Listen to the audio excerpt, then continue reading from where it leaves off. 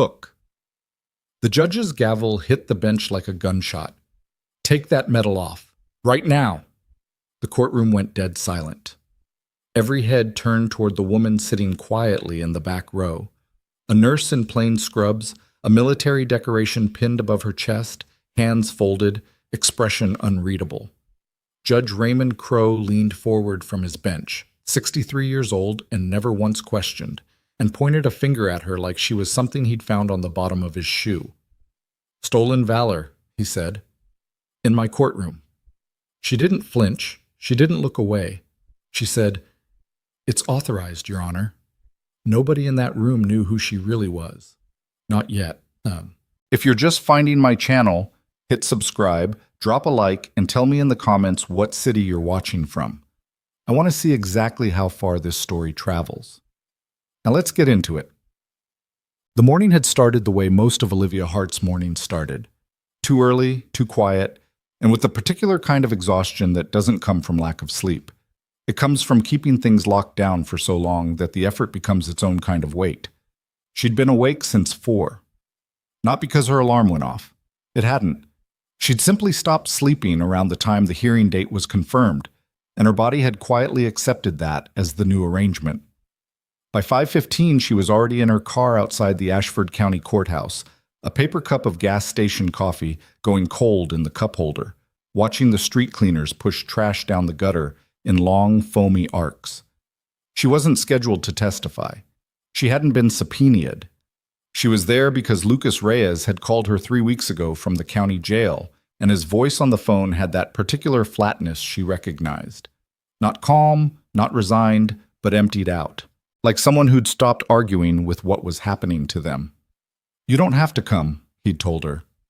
"I know," she'd said. She'd driven 6 hours to be there. Summit Regional Hospital had given her 2 days of personal time without much resistance.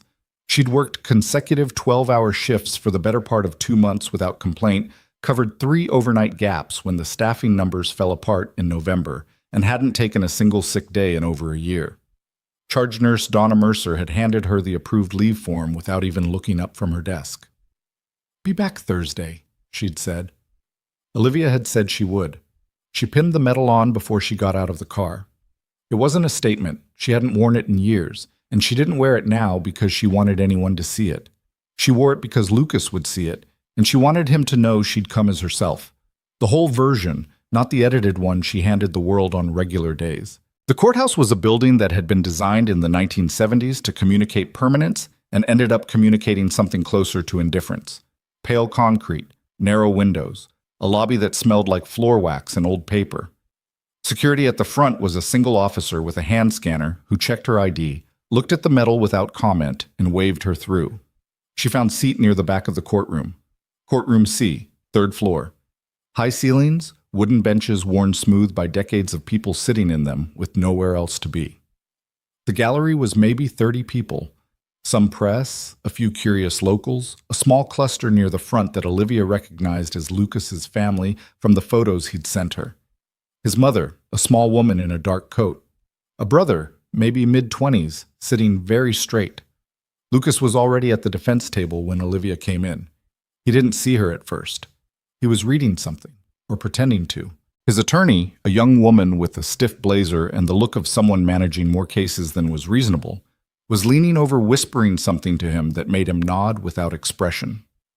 Lucas Reyes was 34 years old and had been a Marine for 8 of those years before a mortar attack in a place most people couldn't find on a map took 3 of the men beside him and left him with a traumatic brain injury, a shoulder that never fully healed, and something behind his eyes that hadn't been there before. He'd come home, done the right things mostly, found work, found a place to live, made it to most of his VA appointments, done better than some, worse than others. 6 weeks ago, at a bar on Kelmer Street, a man named Brant Ashwell had walked up behind him, grabbed him by the shoulder without warning, and said something into his ear, loud, deliberate, designed to get a reaction. What happened next lasted 40 seconds. Lucas had no clear memory of most of it.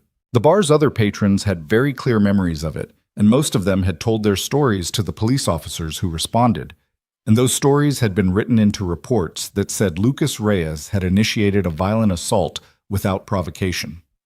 The charge was aggravated assault. The alleged victim was Brant Ashwell, who was the 26-year-old son of District Councilman Garrett Ashwell, who had served 2 terms on the Ashford City Council and was currently running for a 3rd. The courtroom settled and went quiet as Judge Raymond Crow entered from the side door. Olivia had read about Crow before she came. 22 years on the bench, a reputation for efficiency and a documented tendency to move through cases involving public defenders and overloaded dockets at a pace that some defense attorneys described, in more careful language, as thorough. He was tall, broad through the shoulders, with gray hair and the practiced neutrality of a man who'd learned that projecting certainty was indistinguishable from having it. He sat. He arranged his materials. He glanced at the gallery, the kind of practiced sweep that takes in everything and appears to absorb nothing, and then his eyes landed on Olivia, or more specifically, on the medal. She watched his expression shift. It was subtle, a slight tightening around the eyes, a compression of the mouth. He looked away. The hearing began. The prosecutor laid out the state's case in 17 minutes. It wasn't complicated. Eyewitness accounts, bar surveillance footage, partial, the camera angle obscured, and the testimony of Brant Ashwell, who had a broken nose and 2 fractured ribs, and whose account of the evening was consistent across 2 police interviews and a sworn statement. Lucas's attorney requested a continuance to allow additional evidence to be processed, citing surveillance footage from adjacent businesses that had not yet been fully reviewed. The prosecutor objected. Crow sustained the objection without asking any questions. 40 minutes in, during a recess, Olivia stepped into the hallway to use the restroom. When she came back, a bailiff stopped her at the door. "Judge wants to know who you are," the bailiff said. He was young, uncomfortable, clearly not enjoying this particular errand. "Olivia Hart. I'm here as a private citizen supporting the defendant. He wants to know about the medal." "The medal is authorized." The bailiff went back inside. Olivia followed him. When court resumed, Crow didn't wait. He looked directly at Olivia across the gallery and said, with the full weight of the room behind him, "I'm going to address something. There is an individual in this gallery wearing military decoration on a civilian outfit." He paused. "Ma'am, please stand." Olivia stood. "Is that a silver star?" "It is, Your Honor." The room was completely still. "And you're wearing scrubs," Crow said. Not a question. The way he said it made scrubs sound like something you'd wear to a costume party if you were feeling lazy about it. "I came from work," Olivia said. "I'm a registered nurse at Summit Regional Hospital in Ashford." "A nurse," Crow repeated. He let that sit for a moment. "And you want this court to believe a nurse earned a silver star?" There was a low murmur through the gallery. Not agreement, exactly. More like the sound people make when they see something coming and don't know whether to stop it. "I'm not asking the court to believe anything," Olivia said. "I'm stating a fact." Crow's jaw tightened. "The Silver Star is one of the highest military decorations this country awards, ma'am. It's not something that gets handed out to—" He paused, just long enough, "support personnel." Olivia did not sit down. She did not look away from him. "I was a combat medic. Forward Operating Base Kale, Kunar Province, Afghanistan. I served 2 deployments. The decoration was awarded by the Department of the Army. I have the paperwork if you'd like to review it." "What I'd like," Crow said, his voice dropping to something that was almost quiet, which was somehow worse than loud, "is for you to remove that decoration before you embarrass yourself further in my courtroom." The murmur in the gallery got louder. Olivia heard Lucas's attorney say something sharp and low to the prosecutor beside her. "Your Honor," Lucas said from the defense table, and his attorney put a hand on his arm immediately. "Mr. Reyes, you will not—" "I know who she is," Lucas said. His attorney said very firmly, "Lucas, don't." But he was already standing. The room shifted in the way rooms do when something has stopped being procedural. Crow looked at him with the kind of irritation that comes from authority being inconvenienced. "Mr. Reyes, you will sit down or you will be removed." "She saved my life," Lucas said. Just that, clear and flat and without performance. Crow opened his mouth. The courtroom doors opened. Not quickly, not dramatically. They just opened, and a man walked in, and the bailiff near the door straightened involuntarily because there are certain things the body does in the presence of certain kinds of authority before the brain fully catches up. The man was in dress uniform. Army. He was somewhere in his mid-50s with the kind of face that doesn't move much but watches everything. He walked to the front of the gallery, stood, and looked at the bench. "Your Honor," he said. His voice carried without effort. "My name is Brigadier General Marcus Vale. I apologize for the interruption. I was made aware this morning that there was a situation in this courtroom involving a decoration I personally approved for award." He looked at Olivia. "Staff Sergeant Olivia Hart. Decorated for valor under fire, Kunar Province, 2014. He looked back at Crow. "That silver star is not stolen. It is earned. I can provide the relevant documentation to this court within the hour." The silence in the room was total. Crow said nothing for a long moment. His expression had not changed, but something behind it had. "Court will take a 30-minute recess," he said. "Durazzo." The hallway outside courtroom C was pale linoleum and fluorescent light, and it smelled the way all courthouse hallways smell, like old coffee and carpet cleaner, and the specific anxiety of people waiting for decisions to be made about their lives. Olivia stood near the window at the end of the hall. She'd gotten water from a fountain somewhere and was holding the cup without drinking from it. General Vale was beside her, which was still slightly surreal because she hadn't seen him in almost 7 years. "You didn't have to come," she said. "I know," he said. "How are you?" "Fine." He looked at her in a way that suggested he had heard her use that word before and was not especially convinced by it. "Lucas called my office 3 days ago." She hadn't known that. "He didn't tell me.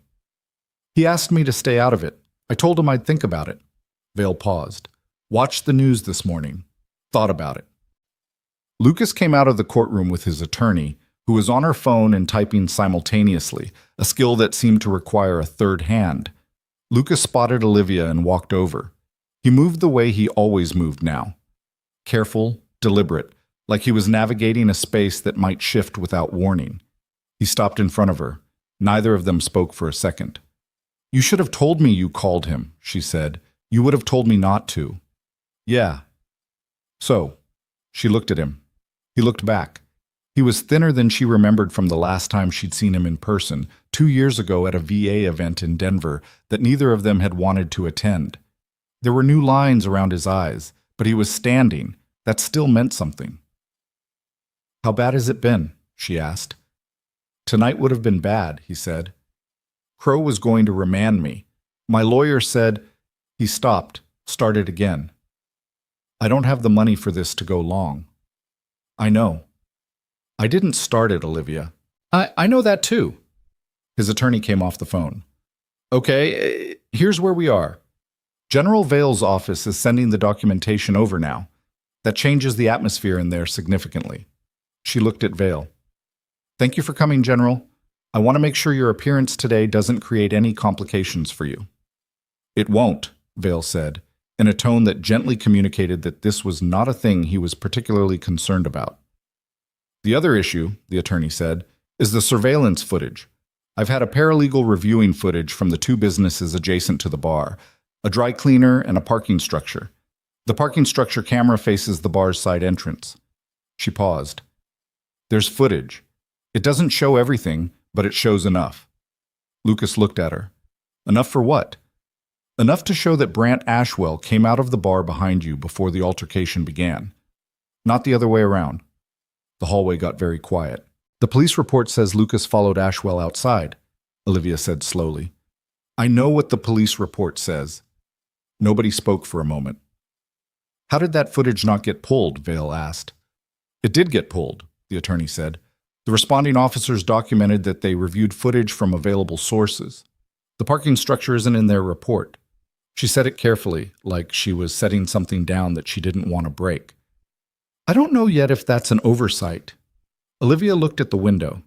Outside, Ashford spread out in a gray November morning. Low buildings, bare trees, the kind of Midwestern city that exists at the intersection of making do and not quite. She'd lived here 3 years and still sometimes felt like a visitor. "Ashwell," she said. "The councilman's kid." "Yes." "Is that—" She stopped. "I don't know what it is yet," the attorney said, "but I'm going to find out." They went back in when the recess ended. What happened in the following 2 hours would later be described by the local paper as a significant reversal of the morning's proceedings, which was the kind of language that made things sound tidy that were not tidy at all. General Vale's documentation arrived electronically in 22 minutes. Olivia's Silver Star citation, her service record, commendation letters, discharge papers. All of it verified, signed, official. The prosecutor reviewed it, conferred with his colleague, and said nothing to the court for 10 minutes while Crow sat at the bench with the particular stillness of a man recalculating. Crow did not apologize. Not then. He addressed the gallery and said that additional documentation had been received and that the court acknowledged the validity of the decoration in question. He said it the way people say things they are being forced to say, with the words in the right order and none of the meaning behind them. He moved forward. But the room had shifted. People had their phones out. Olivia had noticed it happening during the recess. Quiet, not dramatic, just the particular way people hold a phone when they're not playing a game on it. She didn't know how many people in that gallery had been recording. She didn't think about it then. She was watching Lucas. The parking structure footage came into evidence during the afternoon session. The court's technical coordinator spent 11 minutes getting it to display properly on the monitor, which was the kind of small delay that makes a room tighter with anticipation, and when it finally played, it played in silence. It was grainy, the angle imperfect, the timestamp in the corner visible and intact. It showed the side entrance of Kelmer Street Bar at 11:47 p.m. on the night of the incident. It showed Lucas coming out of that entrance. And it showed 8 seconds later, Brant Ashwell coming out of the same entrance and walking after him. Not away from him, after him. The footage didn't show what happened next. The camera angle didn't reach the street. But what it showed was enough to contradict the police report's account of how the two men ended up outside the bar together. Brant Ashwell's attorney objected to the footage's admissibility on chain of custody grounds. The objection was overruled. There were murmurs from the gallery, sharper than before. Lucas's attorney requested a 30-day continuance to allow a comprehensive review of all available footage from the area, potential additional witnesses, and an inquiry into the discrepancy between the police report and the parking structure recording. Crow granted it. It was not a victory. It was a pause. But it was a pause that had not existed that morning. Outside the courthouse at 4:15, in thin November sunlight that gave light without warmth, Lucas's mother held his face in both her hands and said something to him in Spanish that Olivia wasn't close enough to hear. His brother stood behind him with his hands in his pockets, not saying anything, which felt like its own kind of presence. Vale said his goodbyes. He had a car waiting. He shook Lucas's hand and Lucas held on to it a beat longer than necessary, and Vale let him, and then Vale shook Olivia's hand and looked at her with something that wasn't quite an expression and said, "Take care of yourself." "I always do," she said. He left. Olivia watched his car pull away. Lucas came up beside her. His attorney was already on her phone again, walking toward the parking garage. His mother and brother were speaking to each other nearby. 30 days, Lucas said. "It's better than tonight." "Yeah," he breathed. "The footage. If Ashwell came out after me, then somebody knew that and left the parking structure out of the report. That's not a mistake somebody makes." "No," Olivia said. "It isn't."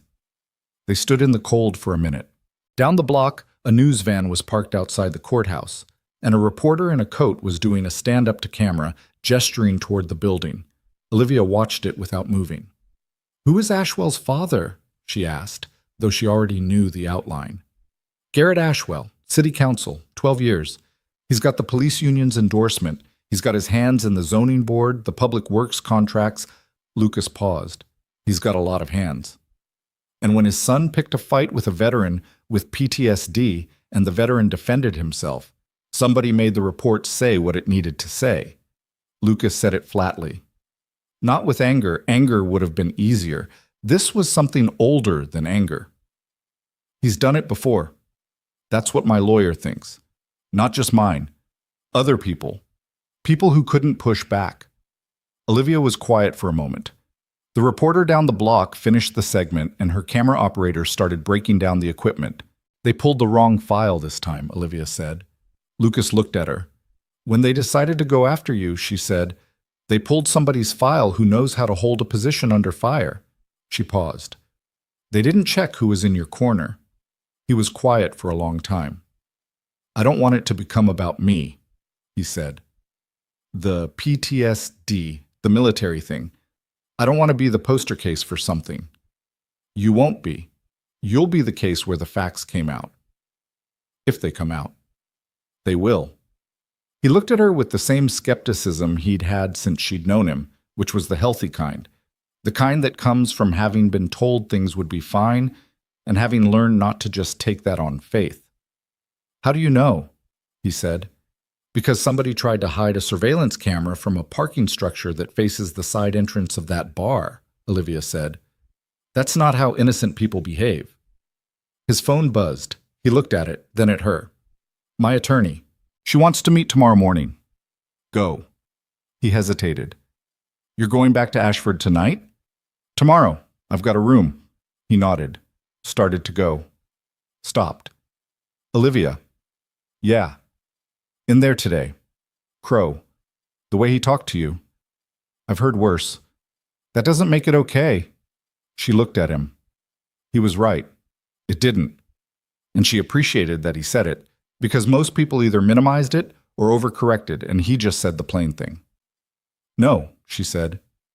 It doesn't. He went to his family. Olivia stood on the courthouse steps a few minutes longer. The news van pulled away from the curb. The street was emptying out in that particular early winter way, people pulling coats tighter, moving faster, not lingering. Her phone had 3 missed calls, 2 from colleagues at Summit Regional, probably coverage related, 1 from a number she didn't recognize with a Colorado Springs area code. She called back the unknown number. It rang twice. A man picked up. He sounded middle-aged, careful, the way someone sounds when they're about to say something they've been thinking about for a while. Ms. Hart? Speaking. My name is Dale Pritchett. I was the bartender working at Kelmer Street Bar the night of the incident. She was very still. I gave a statement to the police, he said. I said Lucas Reyes approached Brant Ashwell. A pause. That wasn't true, he said. I lied. And I need to tell somebody what actually happened. And I don't know who I can trust in this city, but I saw you in that courtroom today, and I think you might be the right person to call. The courthouse behind her was dark against the November sky. Tell me everything, Olivia said. Dale Pritchett's voice had the particular texture of a man who hadn't slept in a while. Not panicked, past panic, into the flat country on the other side of it where everything just felt like weight. I need you to understand something first, he said. I have a daughter. She's 9. Her mother and I aren't together, so it's just me with her 3 days a week. And if I lose my job, I lose the apartment. And if I lose the apartment, Mr. Pritchett, Olivia said. I understand. Keep going. A breath. Then, I was behind the bar when Ashwell came in that night. He came in with 2 other guys around 9:30. They were already drinking somewhere before. You could tell. He was loud, the kind of loud that's looking for something to push against. A pause. Lucas came in alone around 11, sat at the end of the bar, ordered a beer, didn't talk to anybody. Olivia shifted the phone to her other ear.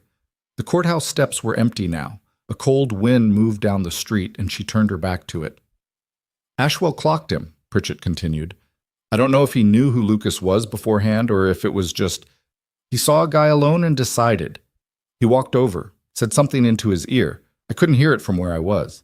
Lucas went very still. That kind of still that's actually the opposite of calm. He paused. And then Ashwell grabbed his shoulder, from behind, hard. Olivia didn't say anything. Lucas came off the stool fast. His elbow caught Ashwell across the face. It happened in maybe 3 seconds, and then Ashwell's friends were in it, and I hit the panic button behind the bar, and by the time the bouncers had it separated, Ashwell was on the floor with a bloody nose. And Lucas?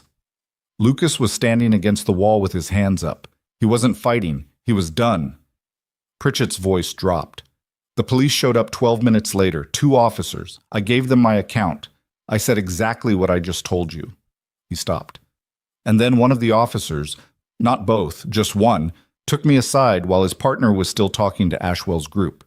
And he said that Councilman Ashwell was a personal friend of the precinct commander, and that it would be in my interest to think carefully about exactly what I'd seen. The cold had settled into Olivia's shoulders. She didn't move. He didn't threaten you directly, she said. He didn't have to. He said, think carefully, and looked at me for a long time, and then went back to his partner. Pritchett exhaled. I have a liquor license. The bar has a liquor license. The city council controls liquor license renewals in Ashford. I knew that. He knew I knew that. So you changed your statement. I said Lucas initiated the contact outside, which is what the officer's report said when I read it later. A beat. I told myself it wasn't that different from what happened, that Lucas had still swung first, technically, even if Ashwell had... He stopped. I've been telling myself that for 6 weeks. It's getting harder to keep telling it. Olivia stood in the cold for another moment. The officer who pulled you aside, she said. Do you know his name? His badge said Dunmore, D-U-N-M-O-R-E. She filed it away. Have you spoken to anyone else about this? No, I almost called Lucas's attorney twice. Both times I hung up. Why me? A pause. I saw what happened in that courtroom today, the judge talking to you like that. And you didn't move. You didn't get smaller. He seemed to be choosing his words with care. I've been making myself smaller for 6 weeks, Ms. Hart. I'm tired of it. She understood that, more than she was going to say over a phone call. I need you to write down exactly what you just told me, she said. Everything. Date, time, sequence of events, the officer's name, what he said to you verbatim as close as you can remember it. Don't send it anywhere yet. Just write it and keep it somewhere safe. And then what? And then I'm going to make a call tonight, and tomorrow morning you're going to talk to Lucas's attorney. Her name is Sasha Drummond. She's going to want to hear from you. If I come forward, I know, Olivia said. There are no guarantees. I won't pretend there are. She paused. But you called me. That means you already made the decision. You're just waiting for someone to confirm it was the right one. Silence on the other end. Then, yeah, maybe. Write it down tonight, Mr. Pritchett. All of it. She ended the call and stood on the empty courthouse steps for a minute, the phone warm in her cold hand, thinking through the shape of what she now knew. A bartender pressured into a false statement by an officer with precinct connections. A surveillance camera from a structure the police had documented as reviewed that somehow hadn't made it into their report. A councilman's son with a history of problems that had apparently never resulted in problems. And 30 days before Lucas Reyes went back in front of Raymond Crowe. 30 days wasn't much, but it was more than he'd had that morning. She called Sasha Drummond's cell on the walk back to her car. Drummond picked up on the second ring, which meant she was still working, which tracked. I was going to call you, Drummond said. I got 3 media inquiries in the last 2 hours. The courtroom footage is spreading. What footage? Multiple people in the gallery were recording on their phones. The exchange between Crowe and you, General Vale's entrance, it's on at least 4 different social accounts. One clip has over 40,000 views as of an hour ago. Olivia unlocked her car and sat in the driver's seat without starting the engine. I didn't know anyone was recording. Most people don't until they are. Drummond's voice was careful. How do you feel about that? I feel like it doesn't matter how I feel about it. What matters is Lucas. Agreed. But it does change the dynamics. Crowe knows people are watching now. Garrett Ashwell knows. That's pressure in both directions. It can help us, or it can make them dig in harder. A pause. You said you had something. Olivia walked her through Pritchett. The bartender, the statement, Officer Dunmore, the liquor license, the precinct commander connection. She kept it factual, organized, the same way she'd once briefed casualty assessments in conditions where brevity was the difference between getting help in time and not getting it at all. Drummond was quiet for a moment after she finished. If Pritchett is willing to give a sworn statement, that's obstruction of justice. That's not a civil matter. That's criminal. I know. And if Dunmore acted on Garrett Ashwell's behalf, that's a connection worth pulling. It is. Another pause. Olivia, I have to ask you something directly. You're not a party to this case, You don't have standing to investigate or gather evidence. If this gets contested, I didn't gather evidence. A man called my personal number and told me what he saw. I told him to write it down and call you. Right. Drummond let out a breath that sounded like it had been held for a while. Okay, get me Pritchett's contact information and I'll reach out to him first thing tomorrow. He's scared. Don't lead with the legal exposure. Lead with what happens if the truth doesn't come out. I know how to talk to witnesses. I know you do. Olivia paused. He's got a 9-year-old. He's not looking for a crusade. He just stopped being able to live with it. Understood. Drummond paused. The footage from today, I'd like to use it, not exploit it, but public attention creates accountability. And right now we need all of that we can get. Use what you need to. It's not mine to control. After she hung up, Olivia sat in the dark parking lot for a while. The car was cold. She should start it, let it warm up. She didn't. The footage being out there meant something she hadn't intended and couldn't undo. She didn't enjoy it. The idea of people watching Crow talk down to her, dissecting it, making it a story about her instead of about Lucas. But Drummond was right. The people in that courtroom, the Ashwells and the Dunmores and the precinct commanders who passed along suggestions about thinking carefully, they operated in the spaces where nobody was looking. Light was complicated. She could dislike being in it and still understand its function. She started the engine. Her motel room was on the second floor of a place called the Crossfield Inn that had probably been fine 20 years ago and was now in the particular state of not quite decline where everything works but nothing is new. The bedspread had a pattern she couldn't identify in the low light. The heater clicked and rattled. She showered, ate a sandwich she'd bought at a gas station, and was asleep by 9:30. She woke at 2:14 because her phone was ringing, not her regular ringtone. Her second phone, the one she kept in the bag she carried for reasons she'd never fully explained to anyone at Summit Regional, because the explanation would have required explaining other things. It was a simple prepaid, the contacts list containing 11 numbers, none of them labeled with names. One of those numbers was calling. She was sitting up before she'd fully registered being awake. Old reflex. The body moves, the brain catches up. Yeah, she said. It's Vale.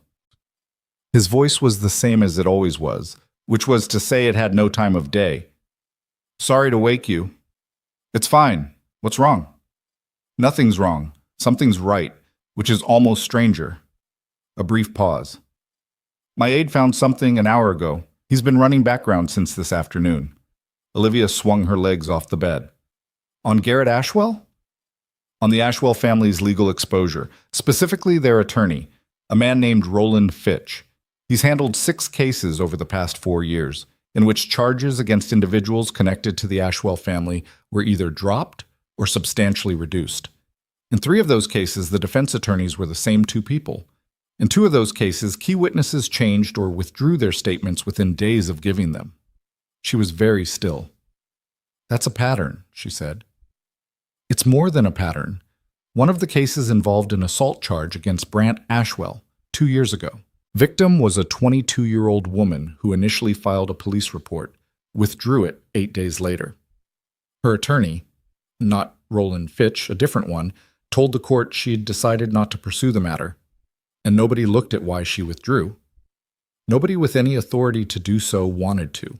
Vale paused. Her name is Madison Trell. She currently lives in Durango. My aide found her through public records. I'm not suggesting anyone contact her. That's Drummond's decision, but the information is there. Olivia processed this. A prior assault, a prior withdrawal, a pattern of cases managed and closed with the quiet efficiency of people who had the right connections and enough resources to make problems disappear. This isn't just about Lucas's case, she said. No, it hasn't been just about Lucas's case for a while. They just didn't know they'd picked someone who had people looking. She thought about Dale Pritchett sitting in his apartment writing down what he saw, hands probably not entirely steady. She thought about Madison Trell in Durango, whoever she was now, whatever the last 2 years had looked like from inside them. Send what you have to Drummond, Olivia said. Through your JAG contact if you want it cleaner. Don't put my name on it. Already planned to. A pause. Olivia, this is going to get bigger. I know. Are you okay with that? She looked at the dark window of the motel room. The parking lot lights outside made a thin orange line at the edge of the curtain. I'm not looking for big. I'm looking for Lucas to have a fair case. Those might end up being the same thing. Maybe. She paused. Get some sleep, General. You too. She put the phone down and sat on the edge of the bed for a long time, not sleeping. In the morning, she drove to a diner 3 blocks from the courthouse, ordered coffee and eggs she mostly didn't eat, and reviewed her notes while the breakfast crowd thinned out around her. She'd written everything down the night before in the small notebook she carried: Pritchett's account, Dunmore's name, the sequence of the parking structure footage, what Vale had told her about Roland Fitch in the Madison Trell case. It was 5 pages of close, careful handwriting. She read it through twice, added 2 questions she didn't yet have answers to, and closed the notebook. Her phone had 17 notifications. She cleared them without reading most of them. The clips from the courtroom had spread overnight. She'd done a brief, reluctant check at 6 a.m. and found them on 2 local news sites and 1 national outlet that had picked it up under a headline about judicial conduct. She didn't click through. She didn't need to know what the headline said. What she knew was that Sasha Drummond had texted her at 7:45. Pritchett called me at 7 a.m. We're meeting at 10. Thank you. And that was the part that mattered. She was on her second coffee when a man sat down across from her without asking. He was somewhere around 50, well-dressed in a way that was meant to look casual and didn't quite achieve it. Tan coat, good shoes, the kind of haircut that required regular maintenance. He set a business card on the table between them. Roland Fitch, attorney at law. Fitch, Morrow and Associates, Ashford, Colorado. Olivia looked at the card, then at him. She said nothing. Ms. Hart. He had a smooth voice, practiced, the voice of someone who'd spent decades making aggressive things sound reasonable. I'm sorry to interrupt your breakfast. I wanted to introduce myself. I know who you are, she said. He showed no reaction. Then you know I represent several individuals with an interest in the Reyes matter. He said it the way people say matter when they want to make something sound smaller than it is. I wanted to speak with you as a courtesy before this situation develops in ways that might not be in anyone's best interest. She picked up her coffee cup. What situation? The social media attention, the footage from the courtroom. I understand you spoke with General Vale last night. That gave her a moment of stillness she didn't let show. How he knew about the call was a question for later. Right now the thing to do was not react. General Vale and I have known each other for years, she said. Is that a problem? Of course not. I'm simply noting that when people begin pulling threads in cases like this one, things can become complicated quickly. Evidence gets misread, reputations suffer, and sometimes the people who get hurt are the ones who had nothing to do with initiating the conflict. He paused. Lucas Reyes was involved in a bar altercation. He injured a young man. These are facts. Facts have context, Olivia said. They do, and context can be complex. My concern is that people who aren't fully informed of the context are making public statements that could expose them to legal liability. He met her eyes. That's a courtesy warning, professionally. She set the coffee cup down. Mr. Fitch, I'm a nurse from Ashford who drove to Dunmore to support a friend in a legal proceeding. I haven't made any public statements. I haven't spoken to the media. I haven't given any testimony. She paused. I don't know what you think I've done that requires a courtesy warning. A slight shift in his expression, not quite a frown, more like a recalibration. The footage? I didn't film anything. No, but you're the subject of it. And your presence here, your relationship with General Vale, He seemed to choose the next word with care. Visible involvement creates an impression that could be problematic. For whom? He was quiet for a moment. Mr. Fitch, Olivia said, you drove to a diner at 8 in the morning to talk to me. That's not something people do as a courtesy. That's something people do when they're worried. She picked up the card, looked at it, set it back down. I think we're done. He stood. He buttoned his coat with the deliberate calm of someone reminding themselves to be deliberate. I hope this resolves itself quietly, he said. So do I, she said. For Lucas. He left. She watched him go through the diner window, out to the sidewalk, into a silver sedan that had been parked at the curb with the engine running. She pulled out her notebook and wrote down the time, what he'd said, and the license plate number of the silver sedan. She wrote it the same way she wrote everything. Clearly, quickly, without drama. The sedan pulled away from the curb and merged into traffic and disappeared. She paid for her breakfast and walked back to her car. Sasha Drummond called at 11:15. Pritchett was good, she said. Nervous, but good. His account is consistent, specific, and corroborated by the parking structure footage in terms of timeline. A pause. I'm filing a motion this afternoon to compel the release of the original police dispatch recordings and the full incident report with officer notes. Not just the public version, the internal one. Can you get that? Probably not easily, but filing it creates a record that we tried, and it puts pressure on the precinct to explain why their version of events doesn't match a parking structure camera. Drummond paused. Also, and this is new, I got a call this morning from a woman named Madison Trell in Durango. She said she'd seen the courtroom footage and wanted to speak with me about a prior interaction with Brant Ashwell. Olivia was quiet. Did she? She said. She did. I don't know how she found me or why today specifically, but she called. A pause. You wouldn't know anything about that. General Vale's office found her name through public records. I suggested he send what he found to you. He did. Right. Drummond didn't sound angry. She sounded like she was filing things in the right drawers. She's willing to speak with me. That's potentially significant for demonstrating a pattern of behavior. Is that useful in Lucas's case specifically? It's useful in building the picture of who Brant Ashwell is. Whether it's admissible in the hearing depends on how we approach it. But it's useful. A pause. Roland Fitch called my office this morning as well. He came to my diner. A beat. He did what? He sat down across from me at breakfast and gave me a courtesy warning about the legal liability of making public statements. Olivia paused. I hadn't made any public statements. Drummond's silence had a particular quality. He approached you directly, outside court. Yes. That's... She stopped. I'm going to note that in the record. Date, time, what he said. Another pause. Olivia, this is escalating faster than I expected. The footage going viral, Trell coming forward, Fitch reaching out directly to a non-party.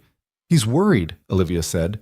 When people are confident, they wait. When they're worried, they move. Or when they're confident enough to be aggressive, Drummond said. Don't underestimate what Garrett Ashwell has available to him. He's had 12 years to build relationships in this city. I know, she paused. What do you need from me? Right now, nothing. Go back to Ashford. Do your job. Don't speak to the media. Don't post anything. Don't contact Pritchett or Trell directly. A pause. And if Fitch or anyone connected to him reaches out again, record it if you can legally, and call me immediately. Colorado is a one-party state, Olivia said. I can record. I know. That's why I said it. Drummond's voice softened just slightly, enough to be human without losing its professional edge. You drove 6 hours for this. You didn't have to do that. Yes, I did, Olivia said, but I appreciate you saying so. She drove back to Ashford that afternoon. The drive was 4 hours through mountain country, the highway rising and dropping through passes where the snow sat in permanent shade between the rock faces, the kind of landscape that made human problems feel temporarily appropriately sized. She kept the radio off. She drove and thought about the shape of what they had, and what they still needed, and how long 30 days actually was when someone with Garrett Ashwell's resources was motivated to use them.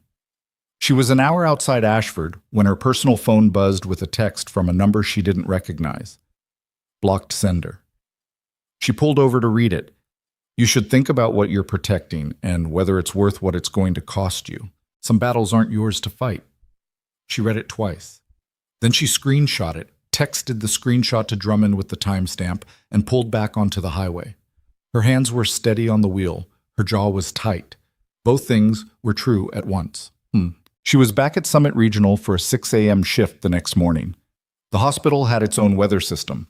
The particular controlled climate of institutional fluorescence and antiseptic and the low-frequency hum of machinery that kept people alive while being entirely indifferent about it. She liked that about hospitals, actually. They didn't perform. They just functioned. She worked 12 hours. 2 codes, one of which they got back and one of which they didn't. A pediatric asthma case that took 4 hours to stabilize.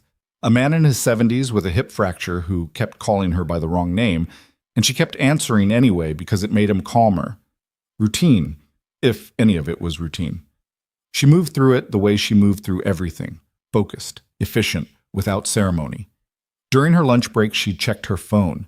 7 missed calls, 3 from local numbers she didn't recognize, 1 from a Denver news station, 1 from an Ashford number that turned out to be the hospital's public relations coordinator, a woman named Gretchen, who had left a voicemail asking Olivia to please return her call at her earliest convenience regarding some media inquiries the hospital had received.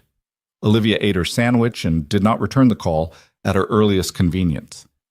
At 6 p.m., she clocked out and went to the parking garage. She was halfway to her car when she heard someone say her name. She turned. A man she didn't recognize was standing near the elevator. Mid-30s, in a jacket too light for the weather, the kind of person who looked like they'd been waiting without wanting to look like they'd been waiting.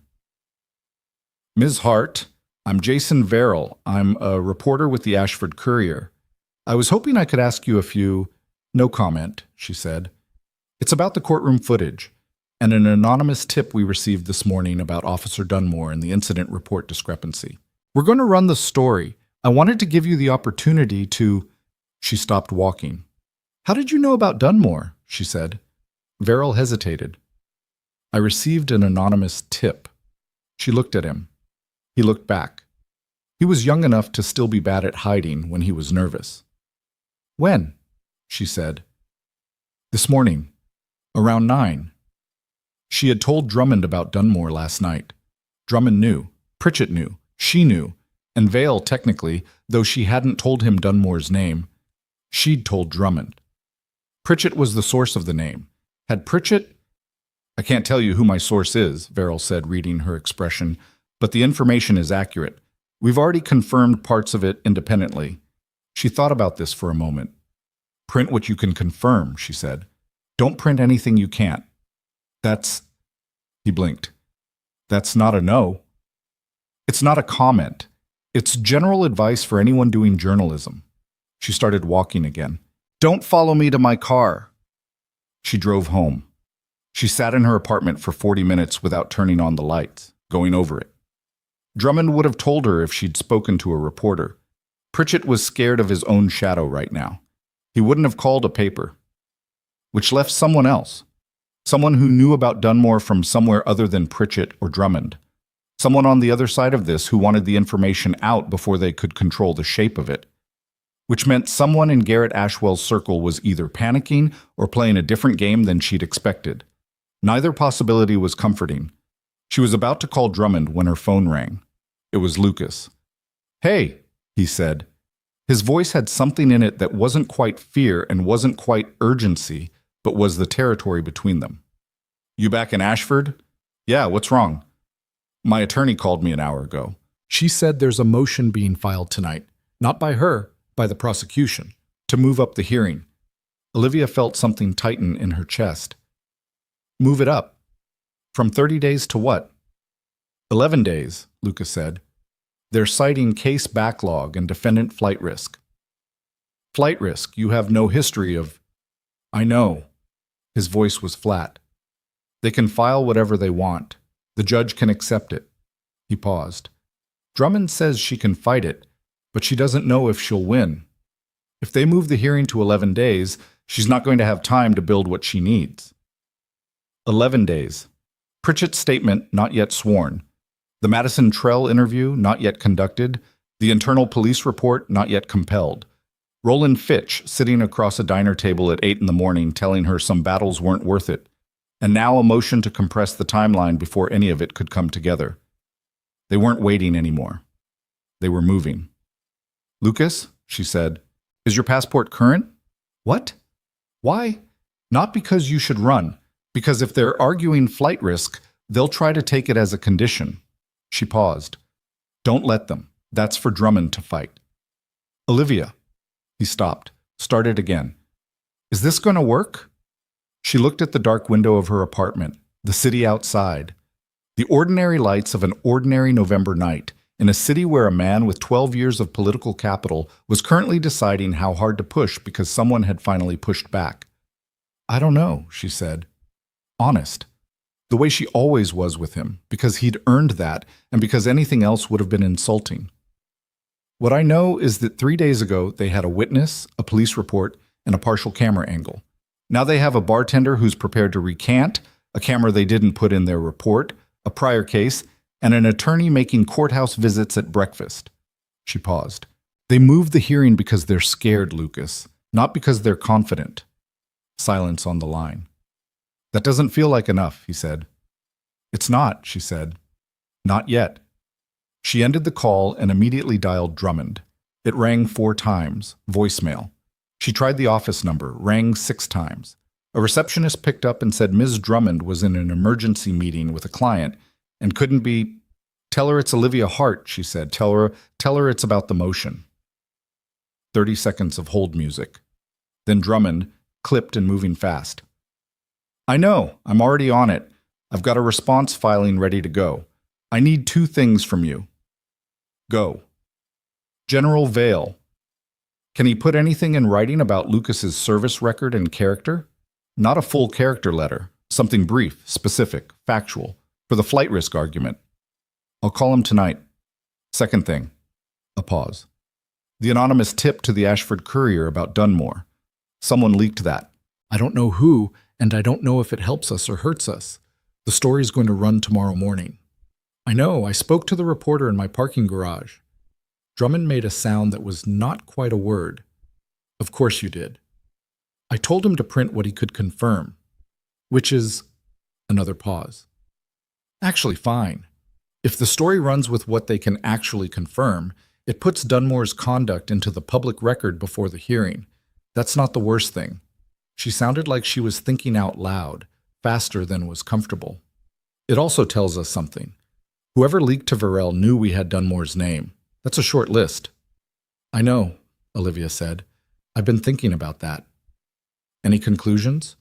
Olivia thought about Roland Fitch arriving at her diner, his early morning awareness that she'd spoken to Vale, the anonymous text, the motion to compress the timeline filed the same afternoon.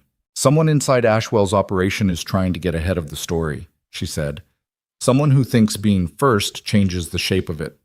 Or someone who's trying to muddy the water before we can present it clearly. Either way, Drummond agreed. I'll file the response to the motion tonight. If the judge accepts it and moves the hearing, we're going to have to move fast on Pritchett's sworn statement and the Trell interview. A brief pause.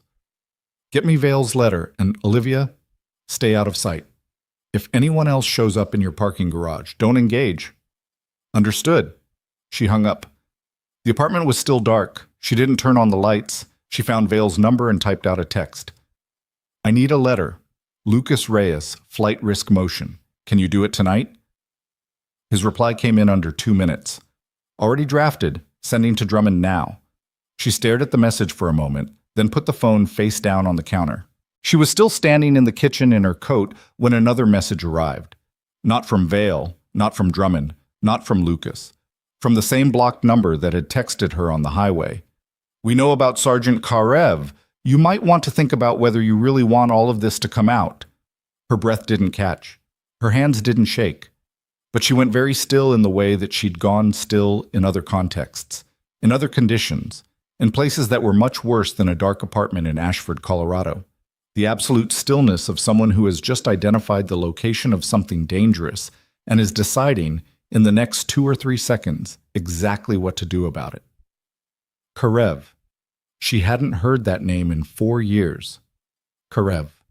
She said the name in her head the way you say a thing you've spent years not saying, with the particular weight of something deliberately set down and the particular shock of finding it picked back up without your permission. Sergeant Dominic Karev had been her team leader on the second deployment. He'd been killed on a Thursday morning in October, 11 years ago, during a medevac extraction that had gone wrong in 4 different ways in under 90 seconds. She had been the one doing the extraction. She had been the one who made the call that got them out with 5 of the 6. and Karev was the sixth, and the official report had called it a combat casualty under impossible conditions, and two separate Army investigations had reached the same conclusion, and General Vale had been one of the reviewing officers on the second one. There was nothing to find. That was the truth of it. She had made the right call under fire with inadequate information and a 30-second window, and Karev had died. And she had lived with it the way you live with things that are true and terrible and irreducible. But truth and evidence were different things, and in the hands of someone willing to shape a narrative, a combat death with a complicated extraction timeline, a female medic who'd made the final call, a family that had spent a decade quietly blaming someone, any of that could be made to look like something it wasn't. She typed back to the blocked number. "Who is this?" No response came. She called Vale. He picked up on the first ring, which meant he was still at his desk, which meant he was already tracking something. "Karev," she said. No preamble. A beat of silence. "Someone sent that to you." "Block number, text message. They said they know about him, and I should think about whether I want everything to come out." Another pause.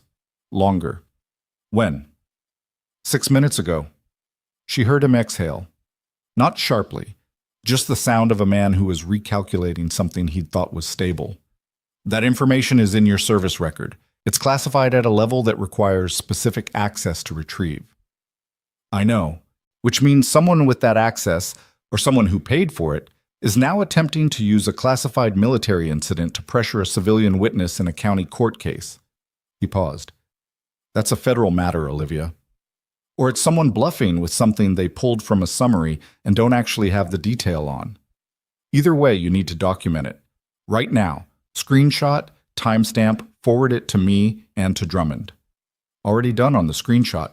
She was already moving. "Vale. The Karev file. The full review from 2016. Is it airtight?" "Yes." No hesitation. "I was on that board. There was nothing to find. We looked. If they surface it publicly, then we surface the review. Both reviews." His voice was steady. "They're trying to rattle you. They didn't expect this much resistance, and now they're reaching." "Reaching means they're not done reaching." "No, it doesn't mean that." He paused. "Get some sleep. I mean it. You have work tomorrow, and you're not going to be useful to anyone running on nothing." She ended the call and stood in the kitchen a while longer. Then she took off her coat, turned on one light, and sat at the small table where she usually ate alone, and she thought about Dominic Karev. Not the file, not the timeline, just him. The way he'd argued with her about triage priorities like arguing was a form of respect, which for him it was. The way he'd eaten the worst MREs without complaint and complained constantly about the ones that were merely bad. The way he'd been 31 years old on a Thursday in October, and then not anymore. She let herself sit with that for a while. Not long, but enough. Then she opened her laptop and started drafting a detailed written account of every contact she'd received since the courtroom. Fitch at the diner, the texts, Verrill in the parking garage, with times, exact wording, and context. She sent it to Drummond at 11:47 p.m. with a subject line that said, "Documentation. For the record." She was asleep by midnight. The Ashford Courier story ran at 6:15 the next morning, and it was better than she'd expected, which is to say, it was careful. Jason Verrill had written a tight 800 words about the discrepancy between the police incident report and the parking structure footage, named Dunmore by initial only, and described him as an officer at the scene whose conduct is under review, and framed the story around the question of whether the original report accurately reflected the events of the night. He'd cited an anonymous source and two pieces of independently confirmed information. He had not named Olivia. He had not named Drummond. He had not named Lucas beyond the defendant. By 9 a.m., the story had been picked up by 3 regional outlets. By 11, the precinct had issued a statement saying they stood fully behind the professionalism and integrity of their officers, and that the incident report had been conducted in accordance with established procedure, which was the kind of language that answered nothing while sounding like it answered everything. Olivia read the statement on her phone between patients. She noted that it did not specifically address the parking structure footage. At 12:43, Drummond texted, "Judge denied the motion to move up the hearing. 30 days stands." Vale's letter was cited in the ruling. She read it twice, standing in a supply corridor with a stethoscope around her neck, and felt something that wasn't quite relief. Relief was for when things were over. This was more like the particular feeling of a position holding under pressure. Not winning, just not losing, which was sometimes the same as buying time. At 2 p.m., she got a call from a number she didn't recognize with a Denver area code. She almost didn't pick up. She picked up. Ms. Hart, my name is Renata Solano. I'm a state investigator with the Colorado Attorney General's office. We've received a complaint regarding potential obstruction of justice in a case in Ashford County. A pause. I'd like to speak with you at your earliest convenience. Olivia leaned against the wall of the supply corridor. About what specifically? About a communication you received from a blocked number referencing classified military information. Another pause. And about a conversation in a restaurant involving an attorney named Roland Fitch. She closed her eyes for exactly 1 second, then opened them. Ms. Solano, she said, I can meet with you tomorrow morning. Thank you. I'll come to you. She hung up. The corridor hummed with the low institutional frequency of a building that kept people alive. Somewhere down the hall, a monitor was alarming, and a nurse was already moving toward it. The ordinary machinery of the place, indifferent and necessary. The state AG's office. Someone, Drummond or Vale or both, had escalated without telling her, or Verrill's story had triggered a review, or the motion to move up the hearing had caught someone's attention. She didn't know yet which, and it didn't entirely matter. What mattered was that it was no longer just Lucas's case in front of one judge in one county courtroom. It had become something else. She walked back to the floor. She finished her shift. She drove home in the dark and made a phone call she hadn't planned on making, to a number she had memorized 11 years ago and had never deleted. It rang 3 times. A woman answered. Tired voice, older than Olivia remembered, but the same timbre underneath. This is Marie Karev, she said. Olivia's hand tightened on the phone. Mrs. Karev, my name is Olivia Hart. I served with your son. I don't know if you remember. I remember, Marie Karev said. And then, quietly, I've been waiting for you to call. The silence on the line lasted maybe 3 seconds, but it had weight. I've been waiting for you to call. Olivia sat with that. She hadn't planned what to say past the introduction, and now the introduction was behind her, and Marie Karev was on the other end of the line in whatever room she was sitting in, and the call was real. I'm sorry it took this long, Olivia said. Not because she'd been coached to say it, because it was true. Are you? Marie's voice wasn't hostile. It was the voice of someone who had been through the 5 stages of grief and come out the other side into something quieter and more permanent. I used to be angry at you, for a long time. I know. I don't know how you know that, but I believe you. A pause. My son's friend, a man named Garrett, not Ashwell, different Garrett. They served together. He told me what the investigation found. Both of them. He came to the house in 2017 and sat at my kitchen table and explained it. She was quiet for a moment. I didn't want to believe it at first. It was easier to have someone to blame. That's reasonable, Olivia said. It wasn't fair to you. Mrs. Karev, someone called me, Marie said, 2 days ago. A man. He didn't give his name. He said that the circumstances of Dominic's death were being reviewed again, and that if I wanted to know what really happened that morning, I should be willing to speak to a journalist. Olivia's jaw tightened. What did you say? I said I already knew what happened that morning. I said I had read both investigation reports and spoken to people who were there. A pause. He didn't seem to expect that. Did he call again? No, I blocked the number. Marie paused. But then I saw the footage from that courtroom. Someone sent me the link. A nurse in scrubs with a silver star. A judge talking to her like she was nobody. A longer pause. I knew your name. I looked it up and found the hospital. I was trying to figure out how to reach you when you called. Olivia pressed the heel of her hand against her forehead. Mrs. Karev, I need to tell you something. Someone is trying to use Dominic's name as leverage in a legal situation that has nothing to do with him or your family. They sent me a message implying there was something to find in the circumstances of his death. There isn't. The investigations were thorough, but if someone approaches you again, they won't get what they want from me, Marie said simply. Dominic told me about you. He wrote letters. He said you argued with him constantly, and he liked that about you. A breath. He said you were the kind of person he wanted next to him when things went bad. Olivia didn't say anything for a moment. Would you be willing to speak to an attorney named Sasha Drummond? She asked. Not about Dominic, about the call you received. It may be relevant to an obstruction case. Yes, Marie said, without hesitation. Tell me when. She gave Marie Drummond's number, said goodnight, and put the phone down on the kitchen table. The apartment was quiet. Outside, Ashford was doing whatever Ashford did at 10 p.m. on a Tuesday in November, which was nothing dramatic. She sat there and felt the specific exhaustion of a day in which many things had moved at once. And then she went to bed, and this time she slept. Renata Solano arrived at Summit Regional at 8 the next morning before Olivia's shift started. She was compact, mid-40s, with close-cropped hair and the particular manner of someone who listened more than they spoke and had developed very good reasons for that habit. She had a junior investigator with her, a younger man named Taft, who took notes with a mechanical pencil in a small notebook, the old-fashioned kind. They used a conference room on the administrative floor. Drummond had driven up from Dunmore the night before and was already there when Olivia arrived, which told her something about how seriously Drummond was taking the AG's involvement. The conversation lasted 2 hours. Olivia walked Solano through everything in chronological order. The hearing, Vale's arrival, the parking structure footage, Pritchett's call, the morning at the diner with Fitch, the texts, the courier reporter in the parking garage, the motion to compress the timeline, and finally the Karev message and the call to Marie Karev. Taft wrote steadily throughout.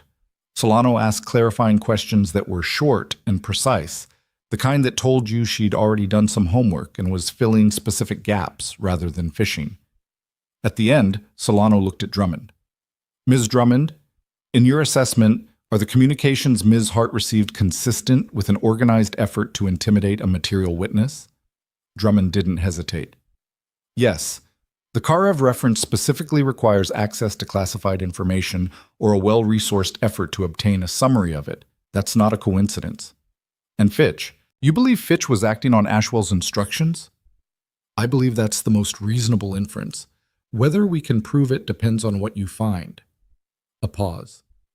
I should also tell you that Roland Fitch filed an emergency motion yesterday afternoon to have the parking structure footage excluded on grounds that the chain of custody was compromised during our review. Solano's expression didn't change. On what basis? He's alleging that a paralegal in my office handled the original copy improperly during the review process. He has a sworn statement from someone at the Parking Structures Management Company claiming the footage was accessed without proper authorization. Was it? No, Drummond said flatly.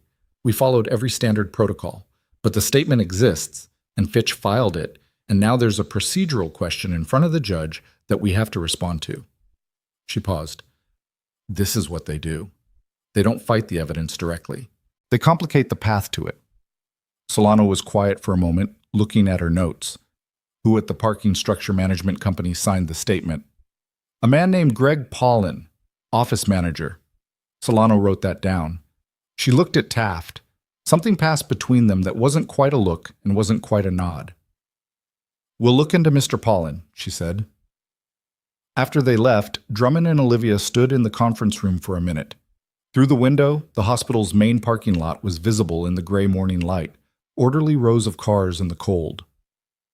How worried should I be about the footage exclusion motion? Olivia asked. Medium. It's a nuisance motion. Judges see them. But if Fitch has manufactured a witness... Drummond stopped. If Paulin's statement is fabricated, that's suborning perjury on top of everything else. That's Fitch personally exposed, not just Ashwell. Would Fitch take that risk? Drummond looked at her. He's been taking it for 4 years, apparently. She picked up her briefcase. I have to get back. Pritchett's sworn statement is being finalized this afternoon, and Trell has agreed to a recorded interview tomorrow. She paused. You're going to be called as a witness at the hearing, Olivia. Not about the incident itself, about Fitch's contact with you at the diner. You understand what that means. I go on record. You go on record, in open court, with Fitch and Ashwell in the room. Olivia looked at the parking lot. Okay, she said. Drummond left. Olivia went to work. The following 9 days had a particular quality, the quality of a situation that was moving in multiple directions at once, not all of them visible, and the only thing you could do was keep doing the thing directly in front of you and trust that the larger shape was forming the way it needed to. She worked. She slept adequately. She ate when she remembered to. She answered Drummond's calls promptly and kept her notes current and did not speak to the media. The Courier ran 2 more stories. A Denver paper picked up the broader thread, the pattern of cases, the Ashwell family's long relationship with the precinct, the prior complaint from Madison Trell. Trell had agreed to be identified, which Olivia respected and knew had cost her something. On day 7, Greg Paulin recanted his statement.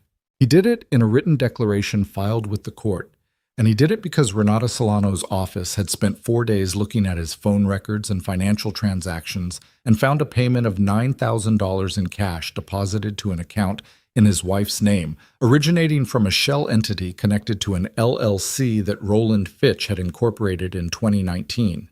Paulin, faced with this, had made the calculation that most people in his position eventually make when the numbers stop adding up in their favor. The footage exclusion motion collapsed. Fitch filed a response calling the recantation coerced, which was the kind of filing that looks aggressive in the moment and tends to age badly.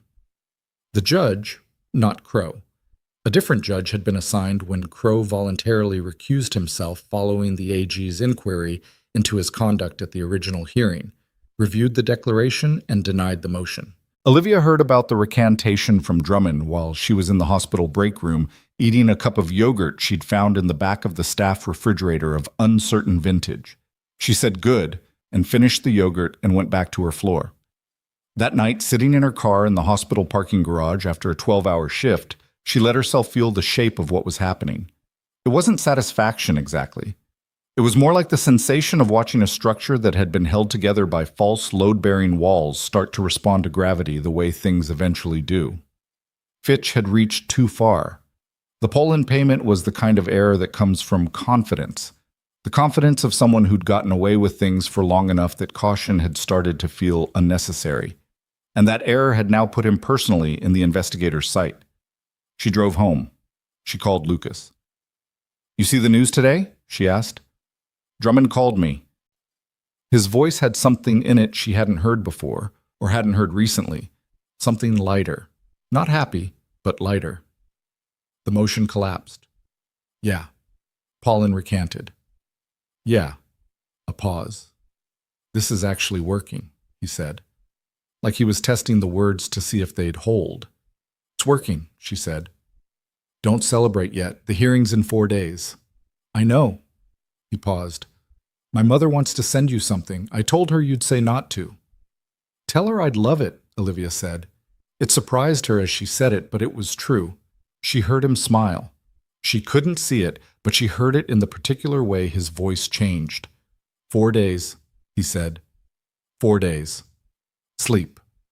The hearing reconvened on a Tuesday morning, 11 days later than Fitch had tried to make it, in the same courtroom C on the 3rd floor of the Ashford County Courthouse. The bench was now occupied by Judge Adele Farrow, who had been a family court judge for 6 years before moving to criminal, and had a reputation for thorough and occasionally impatient proceduralism. She had read every filing in the case over the weekend. It showed. The gallery was full. Not the 30 people of the first hearing. Full. Press in the back rows identified by their credentials and their body language. Lucas's family in the 3rd row. A handful of veterans Olivia didn't recognize, who she later learned had come through Lucas's VA counselor. And Renata Solano, in civilian clothes, seated to one side with Taft beside her. Olivia sat in the 2nd row. She was in scrubs.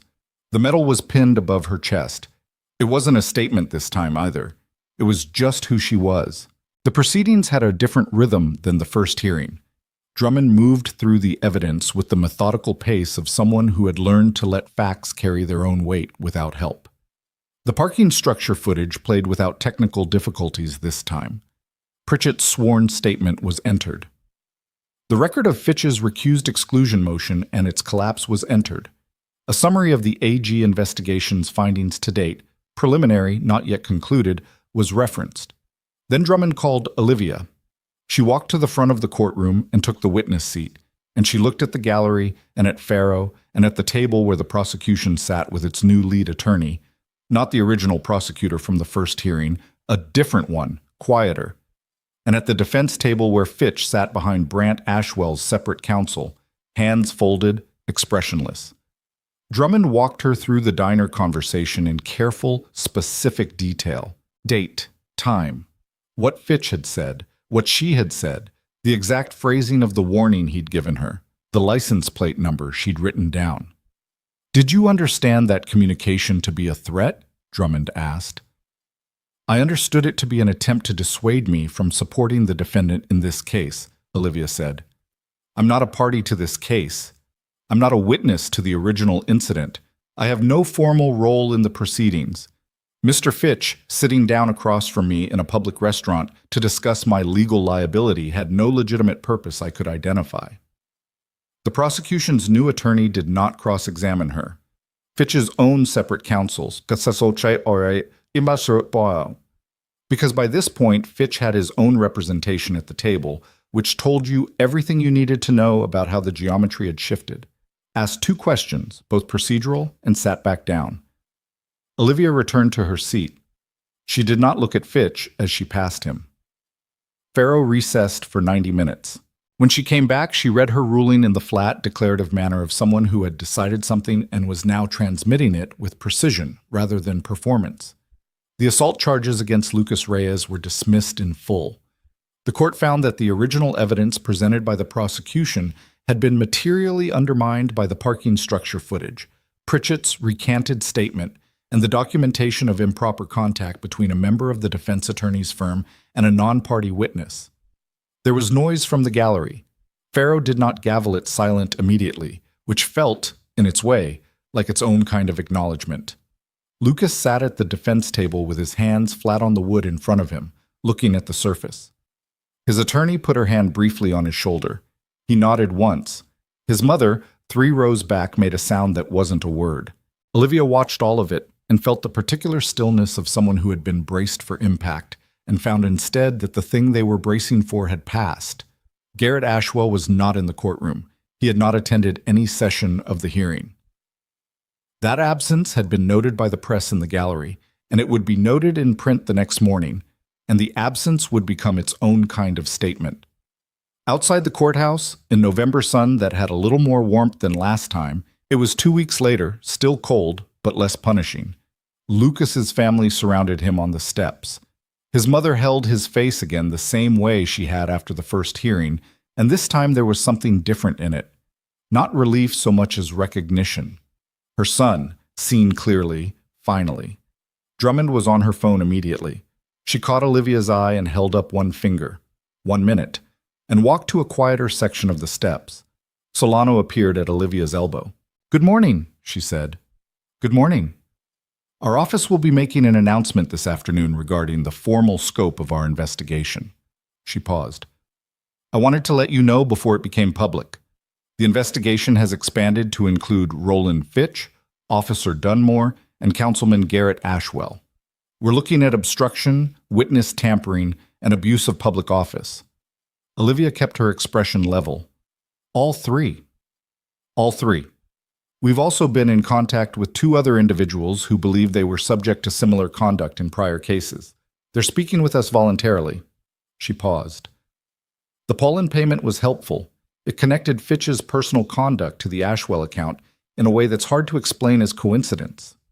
What happens next? Our office moves at its own pace, but it moves. Solano looked at the courthouse behind them, the pale concrete, the narrow windows. "Ms. Hart, I want to say something plainly. Most people in your position, after receiving those text messages, the Karev message specifically, would have stepped back." "I know." "Why didn't you?" Olivia thought about that for a moment, not because she didn't have an answer, because the real answer was more complicated than the one that sounded good. "Because they used a dead man's name," she said finally. "Dominic Karev can't defend himself. Lucas couldn't defend himself, not fully, not against what they had lined up. Somebody had to keep standing. She paused. I'm not saying it was brave. I'm saying nobody else was going to do it. Solano nodded once.